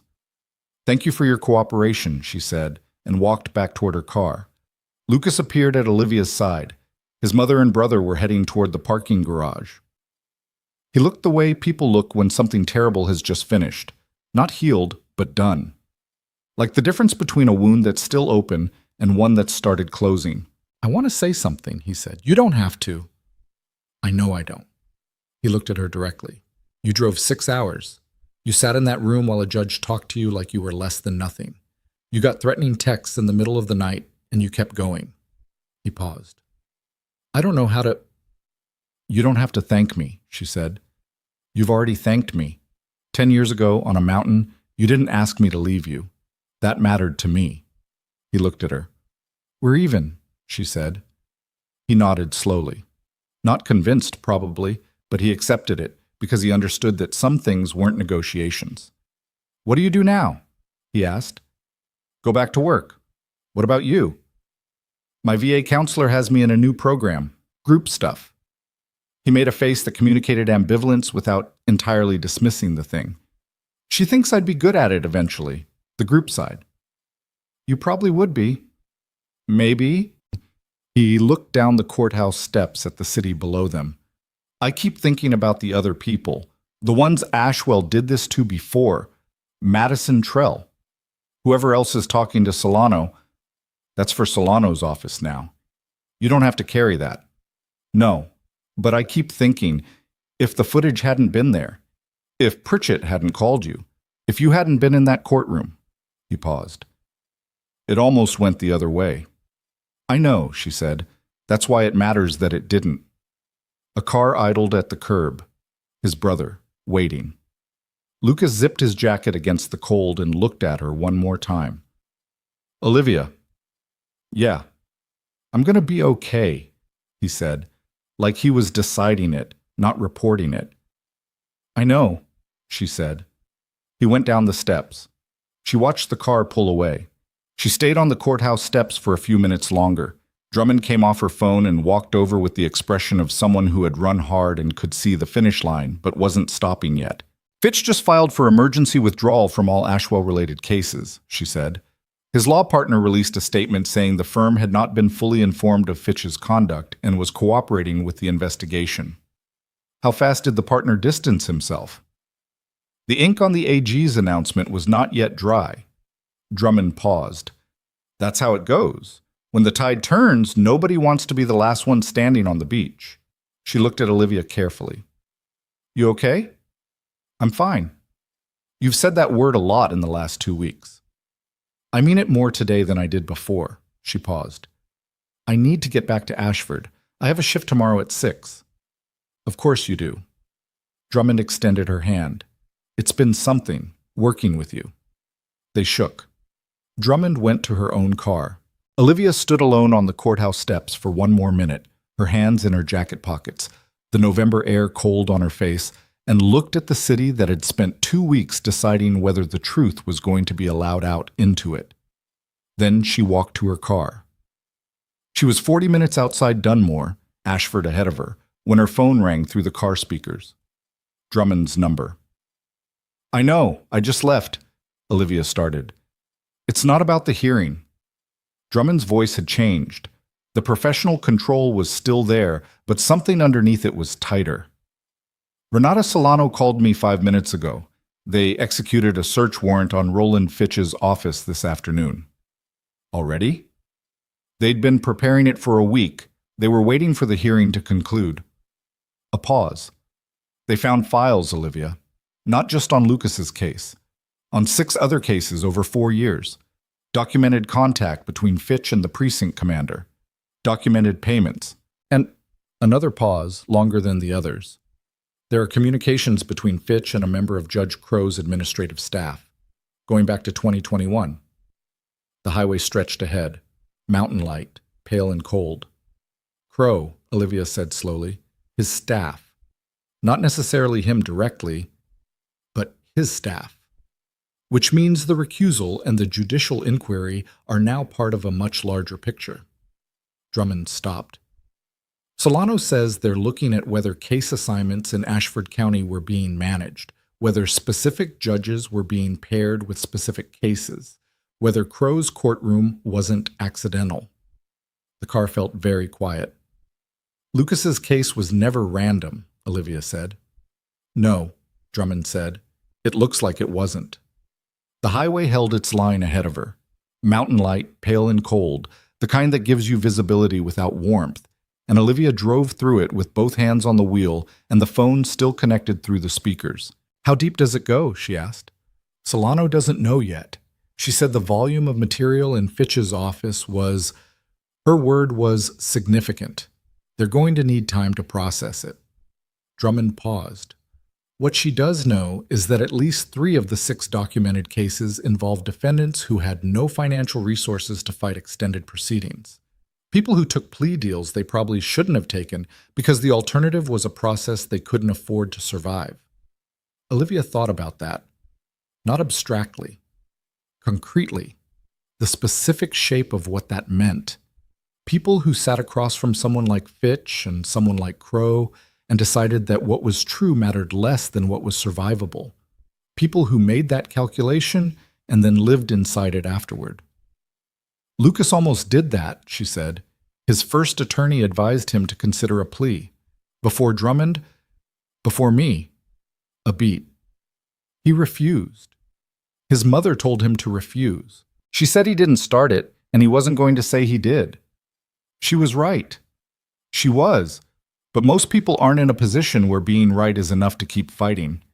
Drummond's voice had the particular flatness of someone confronting something she'd known was true and had now seen documented in a filing cabinet. That's the part that's going to be hard to sit with. Lucas got out. The others didn't.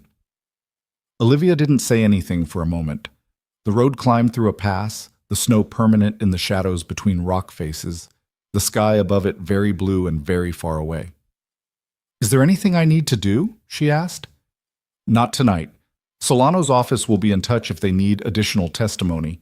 The AG announcement goes out at 4. A pause. Go home. Sleep. You've been running on not much for 2 weeks. I'm fine. I know you keep saying that. Drummond's tone shifted, just slightly, into something less professional. I mean it. Go home. She went home. The AG announcement ran at 4:15, and by 5 it was the lead story on every local news outlet, and by 7 it had been picked up nationally. Olivia watched none of it. She made pasta, ate it at her kitchen table, and read a book she'd been trying to finish for 3 weeks. She got 4 pages further than she'd managed all month. Then she went to bed at 9:30 and slept 8 hours without interruption, which was the first time that had happened since before the first hearing. In the morning, she went to work. The hospital had its own version of the news cycle, filtered through staff rooms and hallway conversations, and the particular efficiency of institutional gossip, which travels faster than any broadcast. By the time Olivia reached the floor, charge nurse Donna Mercer had already heard most of it, and 3 other nurses had seen the courtroom footage in the days since it spread. And a respiratory therapist named Holt, who Olivia had worked alongside for 2 years, stopped her near the medication station and said, "That was you, in the video. That was you the whole time." "Yeah," Olivia said. "You didn't say anything." "It wasn't about me." Holt looked at her for a moment, the way people look when they're revising a picture they thought they had. Then he went back to his work, and she went back to hers. And that was the end of it. Donna Mercer was less brief. She waited until the morning rush had settled and found Olivia in the break room and sat across from her with a coffee and said, "I need to say something, and I need you to let me finish before you deflect." Olivia said, "Okay. I've worked with you for 3 years.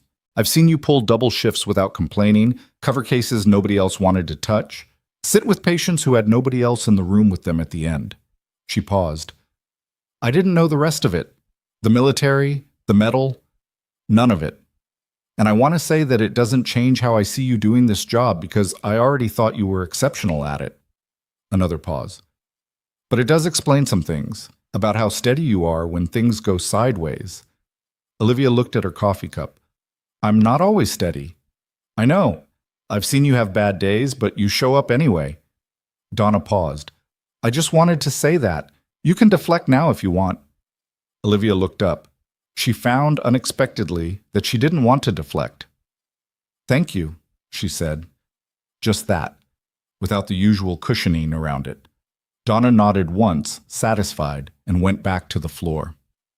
The formal announcements came in sequence over the following 3 weeks, each one a separate event, each one landing with its own weight. Garrett Ashwell resigned from the city council on a Thursday morning, issuing a statement through his attorney, not Fitch, who was no longer anyone's attorney, that cited a desire to focus on his family during a challenging time. He did not acknowledge any wrongdoing. He did not apologize to Lucas Reyes. He did not apologize to Madison Trell. He did not apologize to the 3 defendants who had taken plea deals in cases where his family's connections had bent the process. The statement was 4 sentences and contained the word family twice and the word accountability not at all. By Friday, the AG's office had filed formal charges against him. Obstruction of justice, witness tampering, abuse of public office. 3 counts, each with clear documentation, each connected to specific communications found in Fitch's files. The council seat was placed in interim appointment pending a special election. Brant Ashwell reached a plea agreement that involved a criminal conviction for assault and a civil settlement with Lucas. The terms of the settlement were not disclosed, but the conviction was public record. He did not appear in court in person for the plea. His attorney appeared on his behalf, which his separate attorney was permitted to do under the agreement, and which probably saved Brant Ashwell from having to sit in a courtroom and look at the people he'd spent 2 years presuming didn't have the resources to look back. The civil settlement included, as a condition, a formal written acknowledgement of the facts of the incident at Kelmer Street Bar. Lucas had insisted on that. His attorney had negotiated it in. It was a single paragraph, clinical and specific, and it stated in plain language that Brant Ashwell had initiated contact with Lucas Reyes on the night in question, that Ashwell had provoked the confrontation, and that the altercation had occurred as a direct result of Ashwell's actions. Lucas framed it. Olivia thought that was probably the right call. Roland Fitch surrendered his law license in advance of the formal disbarment hearing, which his attorney advised him would be a foregone conclusion given the material in the AG's files.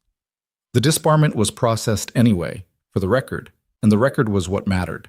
6 cases, 4 years, documented interference with witnesses and evidence and court assignments. The State Bar's findings were published, which meant they were permanent and searchable and would exist in every future context in which Roland Fitch's name came up, which was the particular justice of institutional records. They don't perform, they just persist. Officer Dunmore was suspended pending an internal affairs investigation. His precinct commander, Bicham, the one whose friendship with Garrett Ashwell had been sufficiently well understood that a single conversation about thinking carefully had been enough to pressure a bartender into changing a statement, retired early. He did not issue a statement. His retirement was reported in a single paragraph in the Courier, below the fold. Judge Raymond Crow's situation was more complicated because the connection to his administrative staff ran through several layers, and the question of what Crow himself had known versus what had been managed around him without his explicit knowledge was, as Solano described it when she called Olivia in mid-December, a question the evidence doesn't fully answer in either direction.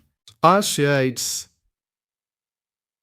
the evidence did answer was that his courtroom had been used, whether with his active participation or his willful non-attention, as part of a system that had produced outcomes favorable to the Ashwell family across multiple cases. The Judicial Conduct Board launched a formal investigation. Crow was reassigned from criminal cases to administrative duties pending its conclusion. A public apology was issued, not voluntarily, but as a condition of a conduct agreement negotiated between the board and Crow's representation. It was read into the court record on a Tuesday morning in Courtroom C, with a reporter from the Courier present and a camera from a Denver television station in the gallery. The apology was addressed to Olivia Hart by name. She was not in the courtroom when it was read. She was in Summit Regional's ER, working a Tuesday morning shift, and she heard about it from Drummond via a text message that said simply, "It's done." He read it. It's in the record. She read the text between patients. She put the phone back in her pocket and went back to work. It wasn't that it didn't matter. It did.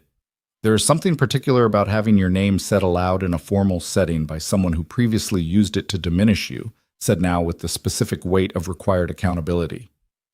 That matters. She knew it mattered. It just wasn't the thing she needed to stand in a courtroom to receive. She'd already received it. In the looks on Lucas's family's faces outside the courthouse, in Donna Mercer's coffee and plain truth conversation, in Marie Karev's voice on the phone saying she'd been waiting for the call. The public record would say what it said. That was for everyone else. For the people who came after, who needed to see that it had happened, that the system had moved, that accountability was a real thing rather than a theoretical one. That was worth having in the record.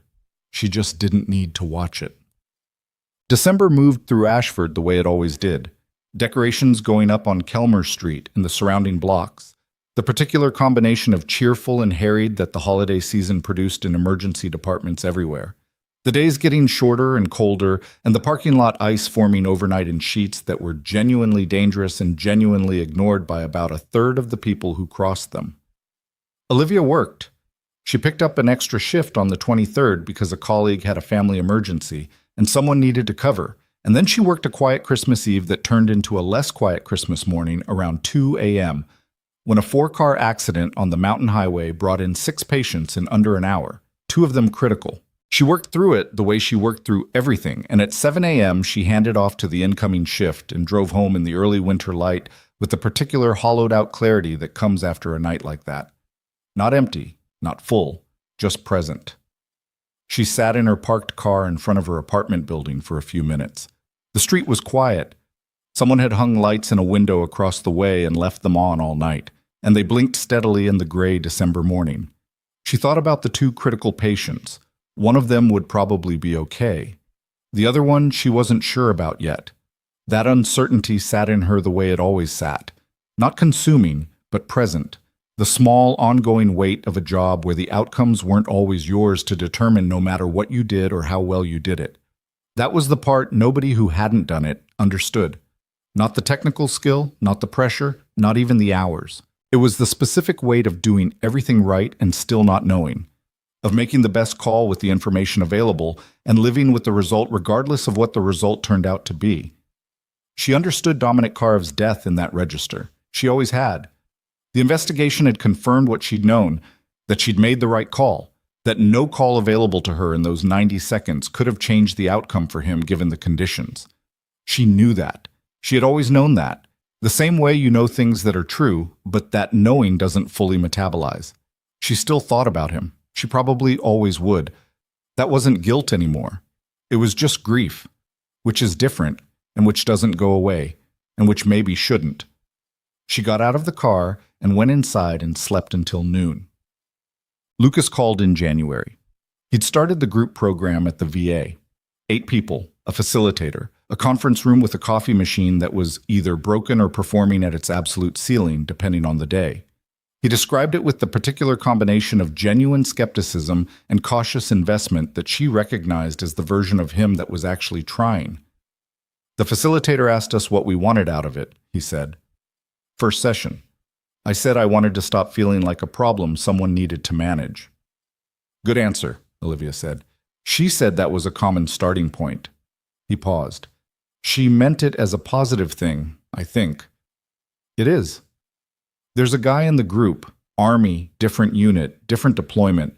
He went through something similar, so it's not the legal stuff, but the getting out and not knowing what to do with himself stuff.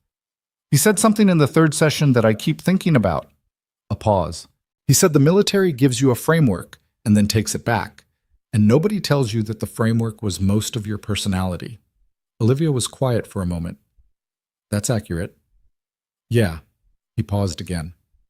I want to do something, with the group or beyond it, something for veterans who are in the situation I was in. Not just the mental health piece, but the legal piece. The part where you end up in front of a judge with no resources and no one who understands what you've been through and why you reacted the way you did. He paused. I don't know what that looks like yet, but I keep thinking about it. It looks like a lot of work, she said. I know. The kind that doesn't have a clear endpoint, I know that too. He paused. Is that a reason not to do it? She thought about the two critical patients from Christmas morning. The ones where you go in anyway and do the work and don't know the result until later, or don't know it at all. No, she said, it's not. He was quiet for a moment. Will you help me? Not do it for me, just be someone I can call when I'm building it and I don't know if I'm doing it right. Yes, she said, without hesitation. Okay. She could hear him exhale. Okay, good. He called her twice more that month, once with a question about nonprofit filing requirements that she couldn't answer and had to look up and got wrong the first time. Once just to talk through an idea he had about partnering with public defenders who worked with veterans. That one she had more useful things to say about. They were on the phone for 40 minutes, which was the longest they'd talked since she could remember. In February, Renata Solano's office issued its final investigative report. It was 47 pages, which Olivia read in pieces over 3 days during lunch breaks and late evenings, and it was the kind of document that is simultaneously damning and inadequate. Damning because of what it documented.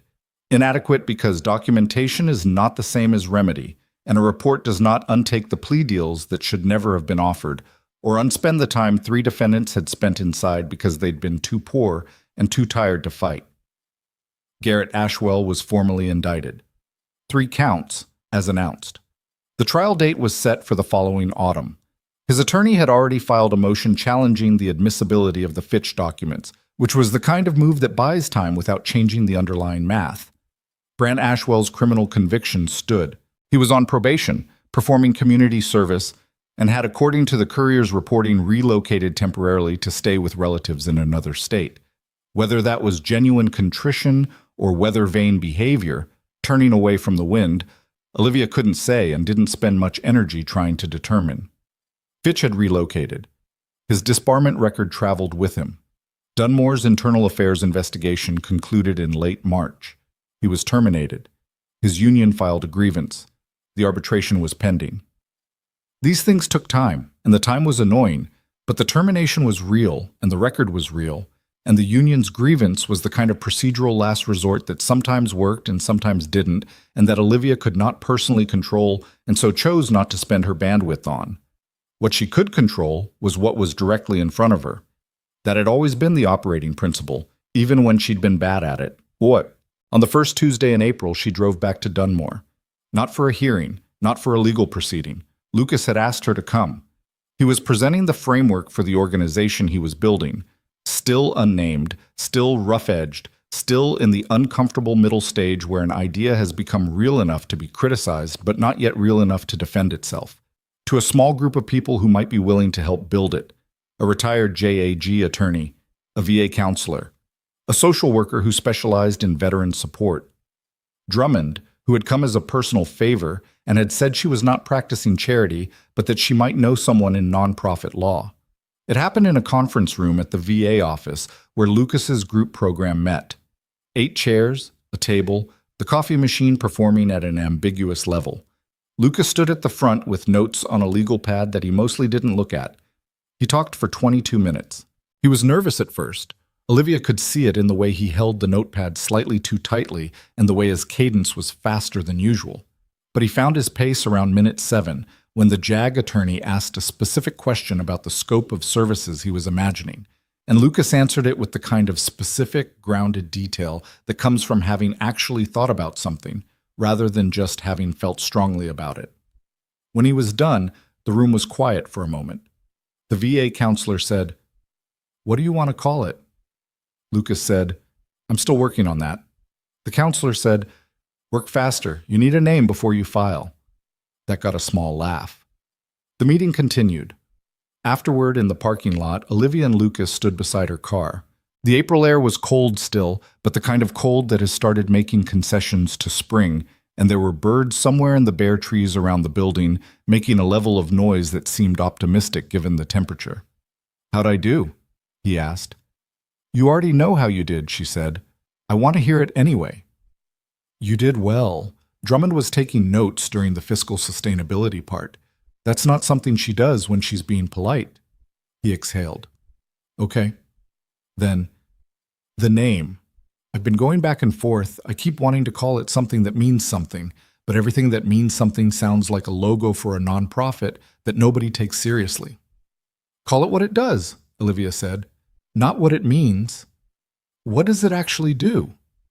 He thought about it. It connects veterans who are caught in the legal system with people who understand why they got there and have the resources to help them fight. But then something with bridge or line in it, she said. Something that suggests connection, not heroism, connection. He looked at her. Line. Yeah. Hold the line, he said slowly, and then, no. Too aggressive. The line, then. Simple. He was quiet for a moment. Yeah, he said finally. Yeah, that works. He looked at the bare trees. I'm going to make mistakes with this. I'm probably going to get things wrong. Definitely, she said. That's how it works. That's either reassuring or not, depending on how you look at it. Both, she said, at the same time. He nodded. He seemed standing there like someone who had located a direction and was choosing to move in it without needing to know everything about what was at the far end. That was a different posture than the man who had called her from the county jail with flatness in his voice. Not healed. She didn't believe in the word healed as a destination, only as a direction. But moving, purposefully, imperfectly, forward. That was enough. It was more than enough. She drove back to Ashford in the April afternoon, the mountains holding their snow still in the high places, while the valleys below them had started to green at the edges. The particular slow Colorado spring that always arrived later than you expected and then didn't apologize for it. Ishpiyam. In May, she received a letter. Not an email. A physical letter. In an envelope with a Colorado Springs return address. Handwritten in the deliberate cursive of someone who was old enough to have learned it properly and still used it. She opened it at her kitchen table on a Sunday morning. It was from Marie Karev. 3 pages. The first page was about Dominic. Stories Olivia hadn't known. Things he'd apparently written home about her without her knowing. Details that were small and specific and therefore more real than any general description could have been. A disagreement they'd had about whether an MRE with the vegetable crackers was better or worse than the one without. The way she'd apparently told him, once, after a particularly difficult day, that bravery wasn't the absence of fear, but the decision that the fear was irrelevant to the task. And he had written that down verbatim in a letter and underlined it, and Marie had kept the letter, and the underlining was still clear after 11 years. The second page was about the anonymous caller who had tried to weaponize Dominic's name. Marie had given a statement to Solano's office, as she'd told Olivia she would. The caller had not been identified, but the attempt to use Dominic's death as leverage in Ashwell's defense strategy was now in the investigative record. Marie said she'd been angry when Solano explained what the call had been intended to accomplish. Not briefly angry. The kind of angry that had burned steadily for a week before settling into something she described as useful clarity. The third page was shorter than the others. She wrote that she didn't blame Olivia for Dominic's death. She wrote that she'd stopped blaming her years ago and that the blame, when she'd had it, had been the wrong shape anyway, the shape of grief looking for somewhere to go rather than the shape of truth. She wrote that she'd watched the courtroom footage and seen how Olivia had stood in front of a judge who had treated her as if she were invisible and had remained simply, completely visible, and that Dominic would have recognized that, would have been proud of it. She wrote that she hoped they could speak again sometime, not about the legal situation, just to speak. Olivia read the letter twice. Then she folded it carefully along its original creases and put it on the table and sat with the morning coming through the kitchen window in long April light, and she allowed herself to feel what it brought up. All of it. The grief and the relief and the strange sensation of being, after a very long time, genuinely seen by someone whose opinion carried the particular weight of this one. She didn't cry. That wasn't the shape it took for her. It was more interior than that. But she sat with it and let it be real, which was its own kind of acknowledgement. Then she got her stationery out of the drawer where it had been sitting, probably for 3 years, unopened, and she wrote back. Summer came to Ashford the way it always did. Fast, bright, and with a confidence that you understood was temporary only in retrospect. The mountains held the cold in the mornings and released the heat by midday, and the evenings were the best part, that narrow window of long light before the temperature started dropping again. Olivia pinned her silver star above her scrubs in July and went into work, and nobody said anything about it, which was exactly what she'd wanted. Holt, the respiratory therapist, caught her eye once across the medication station and nodded, and she nodded back, and that was the entirety of the acknowledgement, and it was the right size. She received the formal documentation of Crow's disciplinary sanctions in August. The Judicial Conduct Board's investigation had concluded. Crow had received a formal censure, mandatory judicial education, and a prohibition from presiding over cases involving defendants represented by the Public Defender's Office for a period of 3 years. It was not removal from the bench, which she had expected. Removal was rare, the threshold high, and the evidence connecting Crow directly, rather than through his administrative staff, was, as Solano had said, ambiguous. But the censure was public, the prohibition was consequential, and the mandatory education requirement was the particular indignity of being told by an institution that you need to be retaught the basic rules of the institution you are paid to uphold. She read the documentation once, put it in a folder, and put the folder in the drawer. The Ashwell trial was set for October. Olivia was on the witness list. She had not requested to be and had not campaigned for inclusion. Solano's office had determined her testimony about Fitch's approach at the diner was relevant to the obstruction count, and so it would be. And she would sit in a witness chair and state what she knew in the clearest terms available and answer questions without embellishment. That was all. In September, Lucas's organization filed its nonprofit paperwork, The Line, Inc., a veterans legal support network operating in 3 Colorado counties with letters of support from the JAG attorney, 2 public defenders who worked with veterans cases, and the VA counselor whose name Olivia hadn't caught at the April meeting, but who turned out to be named Priya and who had, according to Lucas, been the one who actually knew how to talk to the government. The filing was a document, a nonprofit document, dry and specific, with articles of incorporation and a board list and stated purposes. Lucas texted her a photo of the signed paperwork, and she looked at it on her phone during a break and texted back, "Good work." He sent back, "Couldn't have gotten here without you." She typed back, "Yes, you could have. I just made it faster." A pause. Then, "Argue with me later. Buy me dinner to celebrate first." She drove to Dunmore on a Saturday in late September. They ate at a restaurant that was neither good nor bad, reliably in the middle, which was fine.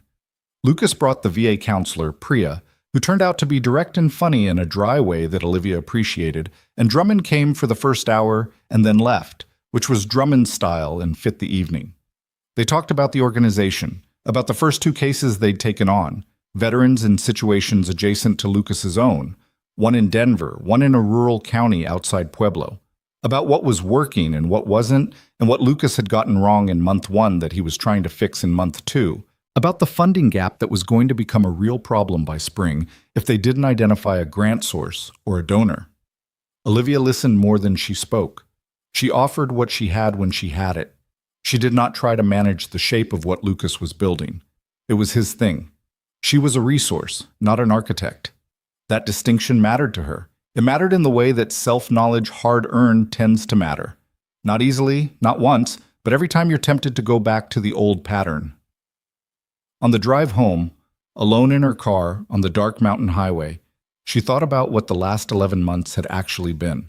Not the legal narrative, not the public story that the coverage had told, the courtroom footage, the investigation, the indictments, the apologies. She'd been in the middle of all of that, and so she knew its granularity, how unglamorous most of it was, how much of it was paperwork and phone calls and sitting in rooms waiting for things to resolve. How many of the moments that had felt meaningful had felt that way precisely because of what they'd cost to get to. She thought about what Donna Mercer had said, that it explained some things about how steady she was when things went sideways. It wasn't steadiness exactly. She'd never thought of it as steadiness. It was more that she'd learned, in conditions where the alternative was to stop functioning, to keep the fear and the task separate. The fear was real. She'd been afraid, quietly and consistently, throughout all of it.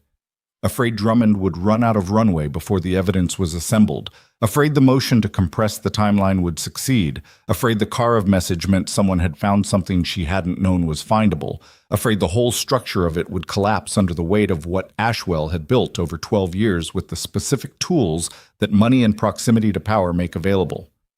Fear and task, separate. Keep moving. See what's directly in front of you. Make the best call available with the information you have. She didn't think it was particularly heroic.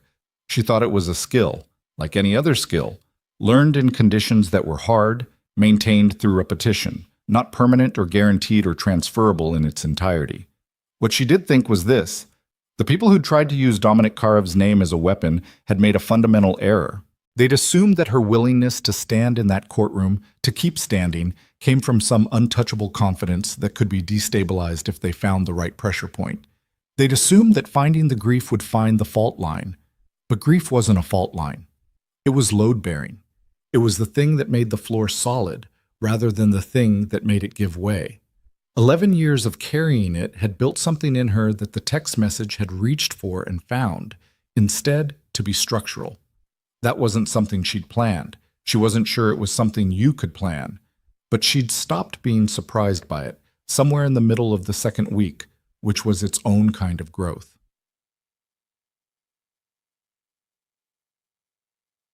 The Ashwell trial began in October and ran 3 weeks.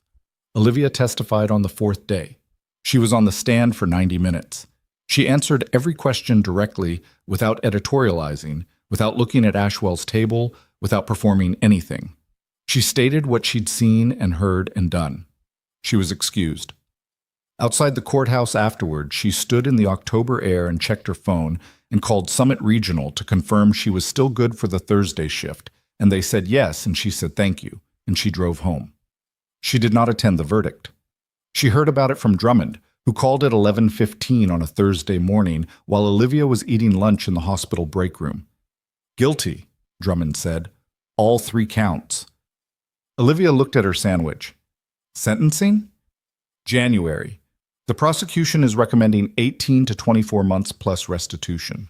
He'll probably get something on the lower end with the mitigating factors his attorney will file, but it's a conviction. It's real. Okay, Olivia said. A pause. Okay, that's it? I don't know what else to say. It's what should have happened. Yes, Drummond said. It is. A breath. For what it's worth, I've been doing this for 14 years. Cases where the right thing actually happens are not as common as people think. I know. I just wanted you to know I think about that sometimes. Drummond paused. Take care of yourself, Olivia. I always do, she said. She meant it more than she used to. Fact. In November, on the anniversary of the day she'd driven to Dunmore for the first hearing, she got up before 5 in the gray dark of a Colorado morning and made coffee and stood at the kitchen window while the city below her was still mostly asleep. She thought about the version of herself that had driven that road a year ago. Tired, carrying a weight she'd long stopped naming, going because she couldn't not go. She thought about what she'd expected, which was to sit quietly in the back of a gallery and make sure Lucas saw a familiar face and then drive home. She hadn't expected any of the rest of it. She never expected the things that turned out to matter. That was probably true for most people, if she was honest. The moments that changed the shape of your life tended to arrive sideways, through the door you weren't watching. She pinned the medal above her scrubs the same way she always pinned it when she wore it. Carefully, level, no ceremony. She checked herself in the mirror not for vanity, but because she was going to work and work required you to be presentable. And then she picked up her bag and her keys and her cold coffee and went downstairs and got in her car. The morning was dark and cold and still. She drove to the hospital through empty streets, the headlights cutting the pre-dawn, her city quiet around her. She thought briefly about the judge who had told her to take it off, about the courtroom full of people who had assumed they knew what she was from the scrubs and the chair she was sitting in, about the man who had sent texts from a blocked number in the middle of the night, as if the right combination of words would make her turn around and go home. She didn't spend long on any of it. There was a shift starting in 20 minutes. There were patients who needed care. There was work to do, the ordinary, unglamorous, essential kind. The kind that didn't announce itself or build toward a moment. The kind that just continued, patient after patient, shift after shift, the long, unspectacular labor of showing up. She pulled into the hospital parking garage and cut the engine and sat for exactly 1 minute in the dark and the quiet. Then she got out of the car, shouldered her bag, and walked into the light. The woman they'd tried to bury under a title and a chair and a courtroom full of assumptions had not buried. She had simply kept going, not because she was fearless, not because she was extraordinary in any of the ways people would later try to describe in their coverage of a story she hadn't wanted to be the story of. She kept going because there was someone in front of her who needed something she could provide, and stopping had never been an option she was willing to accept. That's not the story of someone special. That's the story of someone who decided. And most of the time, in most of the ways that matter, that decision, made and remade quietly, without applause, in the dark before the day starts, is the whole thing.